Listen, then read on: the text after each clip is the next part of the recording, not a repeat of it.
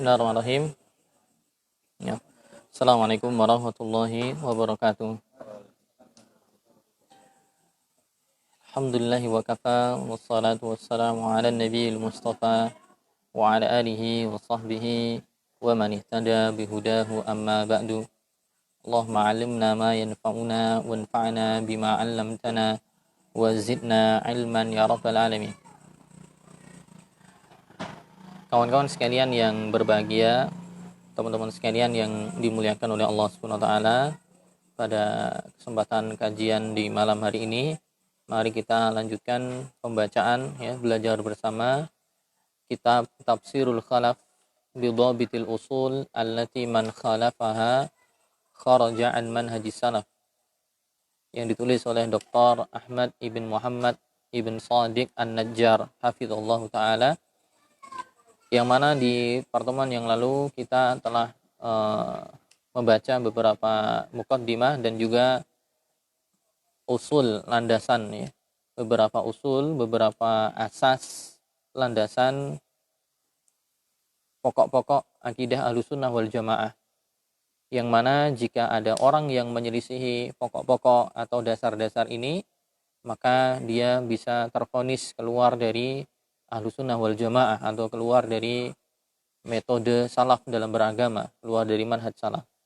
Dan dasar pertama atau landasan pertama yang kemarin kita sudah baca dari penjelasan Syekh Ahmad Shadiq An-Najjar adalah masdarut talaqi. Masdarut talaqi yaitu sumber pengambilan hukum agama atau sumber pengambilan dalam agama, bahwa yang disepakati adalah Al-Qur'an, hadis yang sahih dan juga ijma', yaitu konsensus ulama.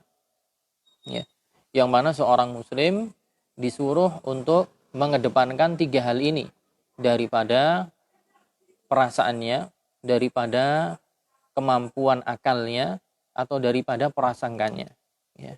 Jadi baik buruknya itu dikembalikan dalam masalah agama, dalam masalah agama dikembalikan kepada tiga hal tadi, Al-Qur'an, hadis yang sahih dan juga ijma', kesepakatan para ulama.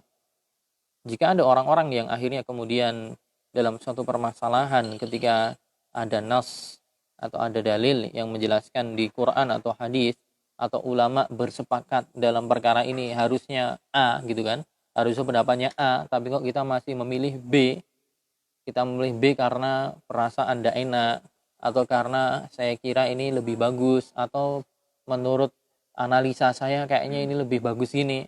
Nah, ini yang demikian berarti yang bersangkutan tidak berpegang dengan metode atau tidak berpegang dengan landasan atau pokok yang menjadi syarat seorang dikatakan ahlu sunnah.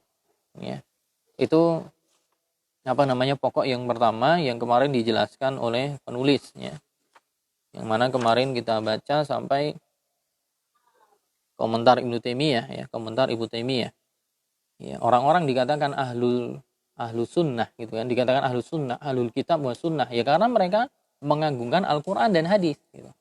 Dikatakan ahlu sunnah karena mereka ahlu itu sahib, pemilik sunnah, pemilik sunnah, karena dia mengambil sunnah Nabi SAW, jalan hidup Nabi SAW, sebagaimana kemarin dalam hadis, alaikum bisunnati wa sunnatil khulafa'ir rasyidin al-mahdiyyin min ba'di. Maka menjadi kontradiksi ketika seorang mengaku dirinya ahlu sunnah, tapi yang dipakai justru bukan sunnah. Justru yang dipakai bukan Quran gitu. Kenapa dikatakan jamaah? Wa summu ahlal jamaah li anal jamaah yal istima'. Dikatakan ahlu sunnah. Kemudian wal jamaah. Kenapa? Kenapa dikatakan jamaah? Karena istima' itu berkumpul. Didduhal furqah, lawannya adalah perpecahan.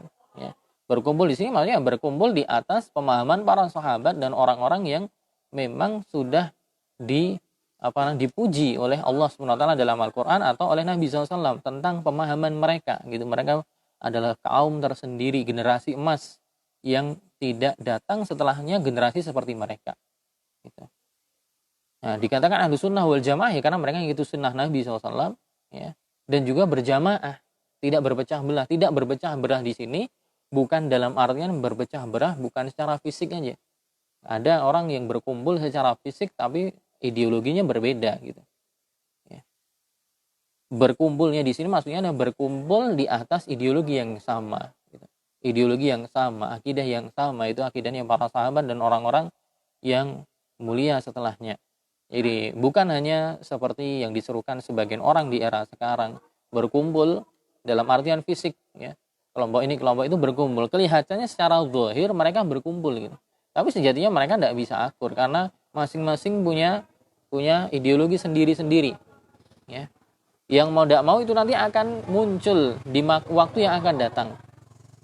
Sekarang mungkin bisa kesannya kumpul gitu, tapi nanti akan ada masanya mereka punya pegangan sendiri yang akhirnya nanti akan bertentangan dengan ideologi yang dibawa oleh yang lainnya.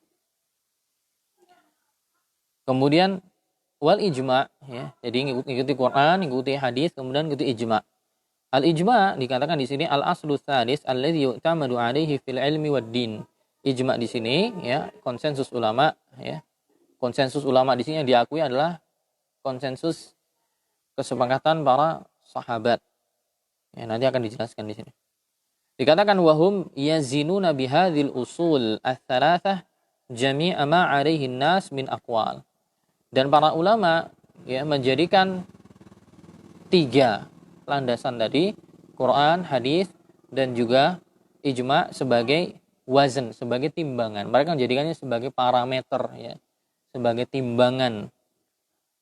Semua yang dibawa, yang dilakukan oleh manusia berupa perkataan mereka, perbuatan mereka, perkataan ataupun perbuatan secara zahir maupun secara batin, mimma, ini poinnya, mimma ta'allaqa biddin, ya. Jadi apa? Yang dibahas di sini yang harus bersumber dari Quran, hadis, dan juga ijma para salafus saleh adalah ma ta'allaqa biddin, yang berkaitan dengan agama. Adapun berkaitan dengan dunia terserah. Karena sebagian orang ada yang gagal paham, ya. Sebagian orang ada yang gagal paham. Misalnya nanti dalam makna bid'ah gitu kan, ada sebagian dai yang mengatakan, oh, kelompok ini itu apa-apa bid'ah. Kelompok Wahabi atau apa gitu kan, dituduhkan apa-apa bid'ah. Kalau gitu bid'ah berarti kamu kalau naik haji harus naik onta gitu. Kamu berarti kalau sholat berarti tidak boleh pakai mikrofon. Kalau kamu sholat berarti nggak boleh pakai kipas angin. Semuanya bid'ah gitu. Bentar-bentar bid'ah. Kamu sendiri juga bid'ah dari kepala sampai ujung kaki, gitu kan. Nah, ini perlu yang kita garis bawah, ya. Teman-teman sekalian, yang kebid'ahan yang tidak dibolehkan di sini adalah masalah agama. Adapun masalah duniawi, ya, adalah masalah duniawi tentang bagaimana sarana transportasi, bagaimana sarana-sarana penunjang kehidupan manusia. Ini perkara yang terserah, setiap orang berinovasi boleh gitu. Mikrofon, kipas angin dan seterusnya, dia hukum asalnya perkara duniawi. Cuman terkadang dia menjadi wasilah. Terkadang dia menjadi wasilah perantara untuk melakukan ibadah. Tapi secara zatnya dia bukan apa? Bukan perkara din, bukan perkara agama. Jadi tidak ada masalah ketika di situ ada inovasi yang dahulu di zaman Nabi tidak ada masalah. Yang tidak boleh adalah ketika itu disandarkan kepada agama. Cara sholawatan, cara sholat, cara zikir, atau zikir dengan susunan tertentu, harus dibaca sekian kali, Nah, ini yang berkaitan dengan agama, ini yang dipermasalahkan. Maka di sini di garis bawah, mimmat lahu ta'alluq biddin, yaitu yang parameternya itu harus dengan Quran, hadis, dan ijma secara zahir maupun batin berupa perkataan dan perbuatan adalah hal-hal yang terkait dengan agama, gitu, yang terkait dengan agama. Wal ijma'ul ladzi yandabitu, dan ijma yang terukur, ya, ijma yang diakui, yang terukur di sini, yang dijadikan sandaran hukum di sini dalam masalah agama, maksudnya adalah maka alaihi salafus saleh, yaitu ijma yang di paten. Ijma yang maaf, ini teman-teman yang mungkin hadir secara online, ya, ada suara dari luar, ya. Masya Allah. Maka na'ani salafus salih. Jadi ijma yang terakui adalah ijma yang dibangun, ya, di atas pendapatnya para salafus salih. Idh ba'dahum kasural ikhtilaf wa intasyaratil ummah. Kenapa yang di sini dikatakan ijma yang diambil terukur dalam masalah agama ini adalah ijma para salafus saleh, karena dikatakan setelah mereka itu banyak perselisihan dan juga ya, banyak umat kemudian terpencar. Ya. Ini nanti kembali ke masalah pembahasan di usul fikih juga ya, berkaitan dengan pembahasan usul fikih. Apakah ijma itu nanti hanya terbatas di zaman sahabat saja, ataukah juga di zaman setelahnya juga bisa terjadi ijma? Nah, itu nanti ulama berbeda pendapat. Ada yang mengatakan membatasi ijma itu hanya terbatas di zaman sahabat saja, karena waktu itu sahabat kan masih berkumpul gitu. Tempatnya itu lingkupnya masih lebih sempit gitu. Kalau sekarang kaum muslimin sudah ada di seluruh penjuru dunia, maka kita tidak bisa atau susah mengukur benar-benar ada ijma enggak di zaman sekarang gitu. Karena ijma itu baru dikatakan ijma kalau tidak ada yang menyelisihi. Jadi harus terukur, semua ulama di seluruh dunia harus berkata semua, enggak ada yang menyelisihi. Kalau ada yang menyelisihi maka nanti bukan ijma. Ya. Hanya ittifaq aja, kesepakatan mayoritas gitu. Makanya di sini dikatakan ijma yang terukur, di sini yang dipakai adalah maksudnya adalah ijma yang dipakai di kalangan salafus saleh, itu para sahabat atau mungkin yang datang selepasnya, karena lingkupnya kaum muslimin waktu itu masih tidak seluas sekarang dan masih lebih enak melacaknya. Ala kulli hal, intinya dalam masalah agama yang terukur di sini adalah ditimbang parameternya dengan Quran, hadis atau ijma. Wa qad bayyana a'immatus salaf anna al-asla alladhi tubna 'alaihi al-jama'ah wa tamassuk, dan telah para imam salaf menjelaskan bahwa pondasi atau dasar atau pokok yang dibangun di atasnya jamaah. Jamaah ini dibangun di atas pondasi ini, maksudnya adalah at-tamassuk bima kana 'ali sahabah. Itu maksudnya adalah berpegang teguh dengan yang ada di zaman sahabat. Maksudnya berpegang teguh di atas titian jalan di mana dahulu sahabat mereka juga berjalan di atas jalan tersebut. Wa anna man lam ya'khudh anhum faqad dhalla wabtada, dan bahwa orang yang mengambil agama tidak dari mereka, maka sungguh dia telah tersesat dan dia telah berbuat kebid'ahan.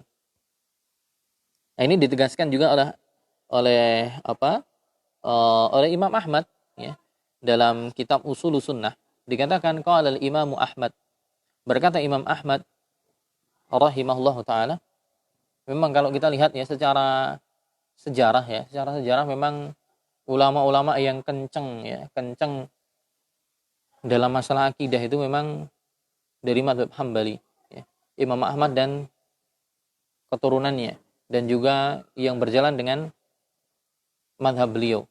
Makanya dalam mazhab fikih itu ada Hambali, Syafi'i, Hanafi ya, Hambali, Syafi'i, Hanafi, Maliki ya.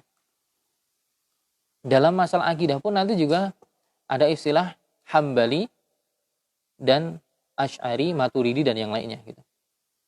Jadi dikatakan yang mazhab akidahnya Hambali itu maksudnya mazhab Asy'ari ya, pakai Asy'ari bukan Asy'ari tapi Asy'ari, yaitu ahlul athar. Banyak berpegang dengan nas, dengan athar. Makanya dikatakan mazhab Hambali. Jadi dalam masalah fikih ada Hambali dalam sisi fikih, ada juga Hambali dalam istilah akidah nanti. Ya, karena memang Imam Ahmad ya dan anak beliau Abdullah ya. Imam Ahmad apalagi ya, ketika di zaman beliau terjadi ujian besar, yaitu fitnatu khalqil Quran, ujian pernyataan orang Mu'tazilah yang mengatakan Quran itu makhluk ya. Makanya termasuk yang membela akidah Ahlussunnah paling besar pada saat itu ya Imam Ahmad, yang kemudian diteruskan oleh anaknya Abdullah dan seterusnya sampai Ibnu Taimiyah ya. Ibnu Taimiyah, kemudian Ibnul Qayyim dan murid-muridnya sampai kemudian Syekh Muhammad bin Abdul Wahab. Makanya orang-orang yang tidak terlalu suka dengan penegakan sunnah itu biasanya mereka akan membuat silsilah gitu. Pokoknya bahkan ada sampai mengatakan asal mula radikalisme itu ya di Muhammad bin Abdul Wahab. Kemudian Muhammad bin Abdul Wahab ini terinspirasi dengan Ibnul Qayyim. Ibnul Qayyim terinspirasi dengan Ibnu Taimiyah. Ibnu Taimiyah ini terinspirasi dengan Ahmad bin Hambal. Jadi silsilah radikalisme itu ujung-ujungnya ke situ. Wahabi, pemikiran Wahabi itu ke situ. Padahal kalau kita lihat dalam sejarah justru ya memang mereka itulah yang berjuang di atas kebenaran. Di saat ulama yang lain ya Yahya bin Ma'in, Ali bin Madini dan ulama yang lain yang levelnya sekali Ibnu Taimiyah waktu itu mau nggak mau akhirnya menyerah untuk mengatakan Quran makhluk karena dipaksa. Imam Ahmad saja yang kemudian tetap kokoh mengatakan bahwa kalamullah bukan makhluk, dia sifat, ya, sifat Allah Subhanahu wa taala. Nah, Imam Ahmad mengatakan dalam kitab Ushulus Sunnah, beliau mengatakan Ushulus Sunnah indana, pokok-pokok sunnah, pokok-pokok sunnah, pokok-pokok sunnah menurut kami atau di sisi kami adalah at-tamassuk bima kana alaihi ashabu Rasulillah, adalah berpegang teguh dengan apa yang ada pada sahabat Rasul sallallahu alaihi wasallam, wal iktida'u bihim, dan tunduk mengikuti mereka. Jadi mengambil apa yang dibawa oleh para sahabat, dipraktikkan oleh sahabat, tunduk dengan mereka, mengikuti mereka, wa tarkul bidah, dan meninggalkan kebid'ahan.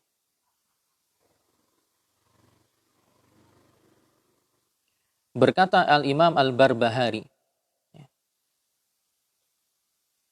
Al-Barbahari ini juga buku akidahnya terkenal ya. Syarhus Sunnah. Ya. Syarhus Sunnah lil Barbahari. Dikatakan namanya di sini Al-Hasan bin Ali Al-Barbahari Abu Muhammad. Kana ahad al-a'immah al-arifin. Dahulu beliau adalah salah satu imam yang ma'ruf, yang mengetahui. Wal huffaz lil usulil mutqinin. Dan beliau adalah hafiz dari dasar-dasar pokok-pokok yang mutqin, wastiqatil mu'minin, termasuk orang yang siqat. Wafat tahun 329. Dan Al-Barbahari ini bagian juga ulama Hambali juga ya. Ulama Hambali. Makanya kita lihat akidah yang selalu menekankan pada sunnah rata-rata jalurnya dari Imam Ahmad.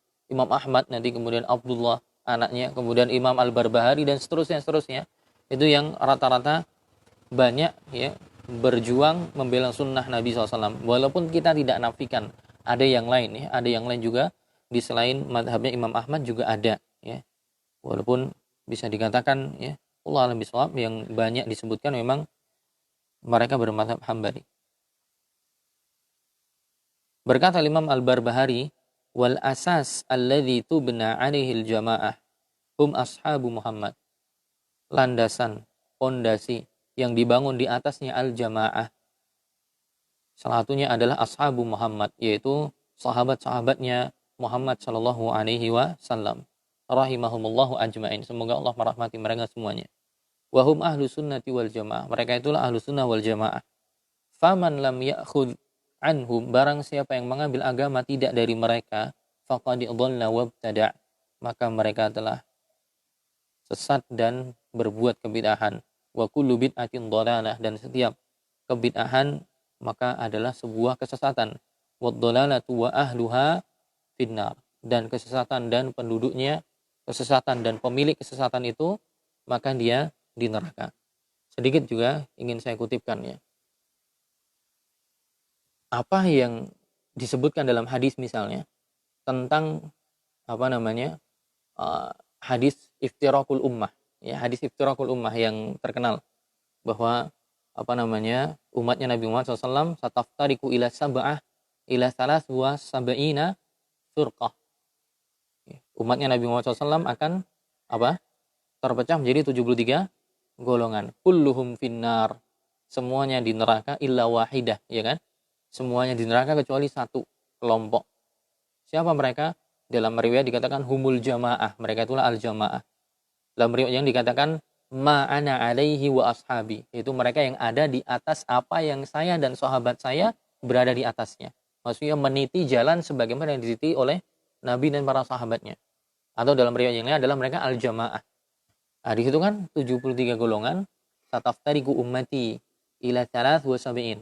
Umatku akan terpecah menjadi 73 golongan. Semuanya di neraka kecuali satu. Nah, ini kadang ya, kita menjelaskannya kurang utuh. Sehingga nanti dipahami sadis oleh orang lain gitu. Ada yang mengatakan, wow, itu orang-orang salafi itu memvonis selain mereka neraka jahanam gitu. Ya kan? Pernah dengar gitu kan? Mereka tuh salafi itu orang yang paling suci gitu kan. Orang yang paling suci. Selain mereka pasti neraka jahanam. Selain mereka pasti di neraka. Mereka adalah tukang kapling gitu kan. Mereka adalah tukang kapling. Katanya paling benar sendiri. Nah, teman-teman sekalian, para ulama menjelaskan dalam ayat-ayat Al-Quran atau hadis Nabi itu ada namanya nususul wa'id, nas-nas ancaman. Ancaman itu tidak harus kemudian terwujud, tapi dia sekedar untuk tarhib, yaitu untuk menakut-nakuti dan mengancam, tapi bukan dipastikan, ya, bukan dipastikan. Jadi ketika ada hadis tadi, umatku akan terpecah jadi 73 golongan, bukan berarti yang 72 golongan yang lain kemudian pasti di neraka. Enggak, belum tentu. Bisa jadi kemudian nanti Allah melihat kepada ketulusan hati mereka. Ternyata yang 73 golongan tadi kan tersesat tuh. Tapi Allah misalnya nanti melihat ke hati mereka, bahwa mereka udah sungguh-sungguh tuh. Sudah sungguh-sungguh mencari kebenaran, tapi ternyata menyimpang. Atau mereka sudah bersungguh-sungguh mencari kebenaran, tapi dapat guru yang keliru. Nah, mereka memang keliru, menyimpang, tersesat. Tapi apakah pasti di neraka? Tidak pasti, belum tentu. Bisa jadi nanti di akhirat dengan keluasan rahmat Allah, Allah ampuni. Bisa jadi dengan syafaat teman-teman yang soleh, mereka yang harusnya di neraka diampuni. Ada banyak, ya, ada banyak kemungkinan. Ini namanya nususul wa'id. Nususul wa'id itu tidak harus kemudian pasti terwujud. Bukan berarti kemudian juga untuk gampang-gampangan, enggak. Kalau misalnya kemudian tidak dihindari, ya dia ada potensi besar untuk masuk neraka jika dia tersesat. Tapi bukan berarti itu pasti terwujud gitu. Jadi maksudnya ketika sataftariku ummati ala salas wa sab'ina firqah, umatku akan terpecah menjadi 73 golongan, semuanya di neraka, maksudnya semuanya terancam masuk neraka gitu. Kecuali satu gitu. Nah, itu yang apa namanya? Banyak dijelaskan oleh para ulama bahwa nususul wa'id itu belum tentu terwujud gitu. Tapi ini sesuatu yang diwanti-wanti oleh Allah Subhanahu wa taala. Sesuatu yang diwanti-wanti oleh Nabi SAW agar jangan terpeleset di situ gitu. Tapi misalnya terpeleset nanti ada banyak kemungkinan ya. Bisa karena jahalah, bisa karena rahmat Allah, bisa karena syafaat gitu kan. Itu menjadi sebab-sebab nanti seseorang nanti dapat ampunan walaupun dia menyimpang gitu. Ya. Seperti misalnya dalam hadis itu yang seseorang, saya lupa nas hadisnya, ada orang yang ketika dia mati kemudian dia berwasiat kepada anaknya, nanti saya dibakar gitu.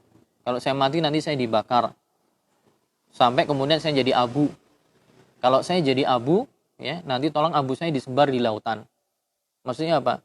Ya, dia berpikir dengan dibakar jadi abu nanti Allah Subhanahu wa taala tidak mampu untuk membangkitkan dia lagi. Kenapa? Karena dia saking takutnya gitu. Saking takutnya nanti dia yaumil qiyamah nanti dapat hukuman. Saking takutnya dengan Allah tadi, kemudian dia berwasiat pada anaknya, nanti kalau mati dibakar, abunya disebar. Nah, ini kan suudzon dengan Allah gitu. Menganggap Allah tidak mampu untuk mengembalikan dia dari, walaupun dia sudah berubah jadi abu. Tapi kemudian Allah beri uzur. Gitu. Allah beri uzur. Ini kan suatu penyimpangan. Intinya teman-teman sekalian, ya, para ulama menjelaskan nususul wa'id itu tidak harus terwujud. Gitu. Maksudnya apa namanya ketika 73 kaumnya Nabi SAW. Makanya Nabi masih dalam hadis itu. Jadi hadis itu sendiri menjadi jawaban gitu. Bahwa mereka belum tentu kekal, kemudian kekal di neraka. Enggak. Kenapa? Karena Nabi masih mengatakan sataftariku ummati gitu. Nabi masih mengatakan apa? Ummati, umatku gitu. Jadi sebenarnya masih pengikutnya Nabi, cuma menyimpang. Jadi semuanya diancam neraka kecuali satu. Ya. Nah, ini juga intinya poinnya pentingnya kita benar-benar ikuti Nabi SAW dalam beragama, ikuti sahabatnya gitu. Tapi bukan apa? Bukan mempersaksikan secara qot'i bahwa yang satu pasti apa? Pasti nanti masuk neraka. Nanti termasuk bagian dari usul ahli sunnah wal jamaah ya, yang dikatakan oleh Sufyan ibnu Uyainah ya. Nanti ada dikatakan Sufyan ibnu Uyainah dalam kitab Syarah Usul I'tiqad Ahli Sunnah. Beliau nanti mengatakan bahwa sunnah itu ada 10. Ya, seorang dikatakan berpegang pada sunnah ada 10 tandanya. Indikatornya ada 10. Salah satunya apa? La taqta'u bisyahadah ala muslim. Itu tidak boleh mengatakan secara tegas seorang muslim pasti masuk surga. Tidak bisa. Ya. Jadi nanti dalam masalah orang muslim dan orang non muslim nanti apa? Orang muslim itu dikatakan diharapkan nanti masuk surga. Sebagaimana orang kafir juga, ya, orang kafir juga nanti dalam akidah kita dikatakan kita tidak bisa mengatakan secara gamblang pasti masuk neraka. Tidak bisa. Ya. Kecuali orang-orang yang ada nasnya secara jelas bahwa dia pasti masuk neraka. Seperti Fir'aun, Abu Lahab, ada nasnya jelas. Ya. Atau Abu Thalib, ya. Abu Thalib, pamannya Nabi SAW, ada nasnya jelas bahwa ketika dia meninggal tidak mengucapkan la ilaha illallah, kemudian Nabi SAW minta syafaat, dikabulkan oleh Allah syafaatnya, tapi apa? Tetap dihukumi di neraka jahanam, tapi diringankan azabnya. Kakinya di kerak neraka, tapi otaknya mendidih. Ya. Atau Abu Lahab, yang jelas, karena dalam Al-Quran dikatakan tabat yada abi lahabin wa tab. Atau kemudian Fir'aun, annaru yu'raduna 'alaiha ghuduwan wa ashiya. Api neraka senantiasa ditampakkan kepada Fir'aun dan kaumnya di waktu pagi maupun waktu petang, konsisten. Nah, orang-orang yang nasnya di sini ada di dalam Quran atau hadis jelas, baru kita katakan secara jelas, gamblang, dia pasti masuk neraka. Tapi orang yang meninggal, walaupun dalam keadaan dia tidak beriman, itu tidak bisa kita secara qat'i ya mengatakan pasti masuk neraka. Ya, itu dijelaskan para ulama termasuk Syekh Utsaimin dan yang lainnya. Ya. Sebagaimana Muslim pun kita nggak bisa mengatakan pasti masuk surga. Nah, itu nanti akan ada penjelasannya. Baik, mana tadi?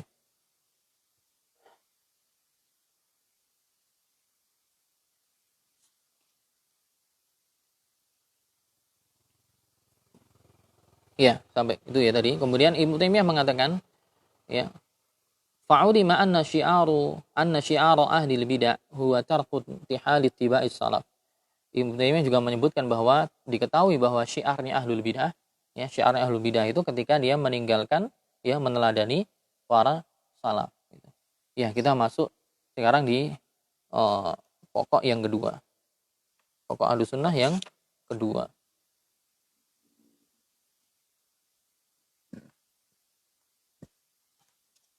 Ya, pokok Ahlussunnah yang pertama adalah tadi masdar talaqi, yaitu sumber pengambilan hukum. Sumber pengambilan hukum adalah dari Quran, hadis, dan ijma. Quran, hadis, dan ijma. Barang siapa yang mengambil selain itu, dia ahlul ahwa, ahlul bidah. Barang siapa yang mengedepankan perasaan, logika, akalnya di atas 3 itu, maka dia ahlul bidah.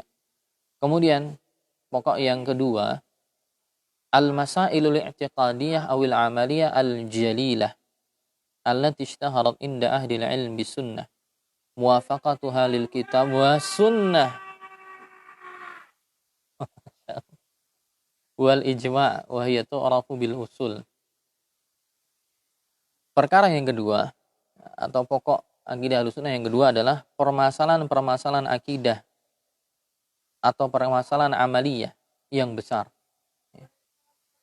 Permasalahan-permasalahan ideologi atau permasalahan-permasalahan amaliyah yang jalilah, yang besar. Allati ishtaharat inda ahli ilm. Yang mana permasalahan ini sesuatu yang masyhur, tenar, terkenal di tengah para ulama. Muwafaqatuha bil kitab was sunnah wal ijma'. Bahwa perkara-perkara ini ya bersesuaian dengan Quran, dengan hadis, dan juga dengan ijma'. Wa hiya tu'rafu bil usul. Dan ini dikenal dengan perkara-perkara usul, perkara-perkara inti, perkara-perkara pokok. Faman khalafa aslan minal usul lati ishtaharat muwafaqatuha lil kitab was sunnah wal ijma' faqad kharaja an hadji salafis salih wa nusiba ila ghairihim. Jadi saya ulangi, pokok pertama, landasan pondasi pertama Ahlussunnah adalah tentang masalah pengambilan hukum itu dari mana? Quran, hadis, kemudian ijma'. Masalah yang kedua adalah ya, meyakini tentang permasalahan-permasalahan akidah juga amaliyah, yang mana ini adalah permasalahan-permasalahan besar yang terkenal tenar di tengah para ulama. Tenar terkenal di tengah para ulama bersesuaian dengan Quran, dengan hadis, dengan ijma'. Yang mana jika sampai ada yang menyelisihi perkara ini, ya, perkara yang terkenal ini, maka dia telah keluar dari apa? Dia telah keluar dari hadis salafus saleh. Keluar dari petunjuk para salafus saleh wa nusiba ila ghairihim, dan dia akan disandarkan kepada selain salafus saleh, yaitu kepada ahlul bidah. Nanti akan ada contohnya ya. Contohnya akan ada. Salah satunya misalnya ya kewajiban sholat gitu misalnya. Kewajiban sholat. Wajib, jelas semua ulama mengatakan itu wajib. Kemudian ada orang mengatakan enggak. Sholat itu enggak usah 5 waktu, 3 waktu aja. Ya. Atau zina. Zina jelas semua orang, bahkan enggak usah ulama, orang awam pun juga apa? Tahu bahwa itu haram. Jelas ini masalah apa? Bukan itikad ini ya, masalah amaliyah. Masalah amaliyah berkaitan dengan hukum. Kemudian ada orang mengatakan itu halal. Nah, ini berarti jelas dia keluar dari ahlus sunnah. Ya, bahkan bisa ya, kalau dia mengingkari perkara maklum minad din biddarurah, perkara yang jelas gamblang terang benderang secara darurat harusnya orang itu tahu, kemudian dia ingkari, dia kufur, keluar dari Islam. Ya, keluar dari Islam karena ini bukan sesuatu yang khafi. Jadi nanti ulama itu ada yang membagi tentang masalah apa? Syai' bayyin, sesuatu yang gamblang jelas, zahir, tampak gamblang jelas, dengan sesuatu yang khafi, sesuatu yang tersembunyi, ya, yang tidak semua orang tahu. Nah, kalau ada orang yang mengingkari sesuatu yang tidak semua orang tahu karena ketidaktahuannya, itu nanti bisa masih dapat uzur. Tapi kalau sesuatu yang gamblang, terang benderang seperti matahari di siang hari, ya itu tidak ada toleransi. Ya. Dia mengatakan ya sholat tidak wajib, dia mengatakan zakat tidak wajib. Gitu. Sebagaimana di zaman Abu Bakar As-Siddiq, ya kan? Zaman Abu Bakar As-Siddiq ketika Rasulullah SAW wafat, kan ada yang mengingkari pembayaran zakat kepada Abu Bakar. Kami dulu bayarnya kepada Rasulullah SAW. Sekarang beliau udah wafat, saya tidak mau bayar kepada Anda. Mengingkari kewajiban zakat, diperangi oleh Abu Bakar dan para sahabatnya. Khurubur riddah, perang riddah. Karena mereka murtad, ya, mengingkari salah satu kewajiban dari rukun Islam. Atau yang mengatakan zina halal, gitu kan. Dan tidak ada rukhsah bagi dia, tidak ada keringanan. Gitu. Nah, ini kalau ada masalah-masalah ideologi atau masalah-masalah amaliyah yang jelas, gamblang, terang benderang, besar, terkenal di kalangan para ulama, bersesuaian dengan Quran dan Sunnah, dengan ijma, ini namanya perkara-perkara usul. Faman khalafaha aslan, kata beliau, barang siapa yang faman khalafa aslan, barang siapa yang menyelisih satu dasar atau pokok dari pokok-pokok ini, allati ishtaharat muwafaqatu halil kitab, yang terkenal bersesuaiannya dengan Al-Quran dan juga dengan sunnah, dengan ijma, faqad kharaja an hadis salafis saleh, ia telah keluar dari petunjuk para salafus saleh, wa nusiba ila ghairihim, dan dia disandarkan kepada yang selainnya. Ya, sudah ya 9, ya cukupkan sekian, 30 menit ya. Insyaallah kita lanjutkan di pertemuan yang akan datang. Assalamualaikum warahmatullahi wabarakatuh.